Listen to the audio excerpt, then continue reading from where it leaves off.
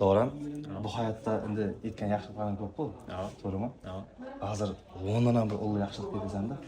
O'zi masalan odamlardan uyina bir parvo ota narsa ishlar bu. Endi odamlardan uyli bo'lishini sabab bo'lgan bir narsa ishlaymiz aslında.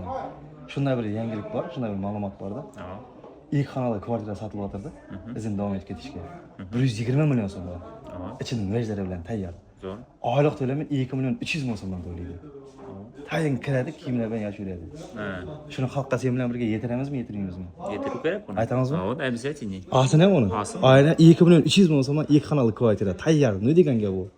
Уже Kirib 4 yuradi. 4 yil to'lam turibdi уже. Kirib yuradi. Kirib yashuradi tayyor. Zo'r. Izinda 156 million so'm asatgisi qilgan. Başı bilan oxirini qo'shsa, hozirgi kvartiralardan arzon tushadi. Manfaatlimi, manfaatli emasmi? Manfaatli. Urish kerak buni. Tarqatamizmi? Ha, sirasi tarqatib qo'yinglar. Uy qidirib bo'lganlarga. Endi uyda qaraganda bunga sirazi bilan tarqatib olmasanglar bo'lmaydi. Srosh sotishimiz kerak. Bugun xudo qalasa sotib beramiz ana shu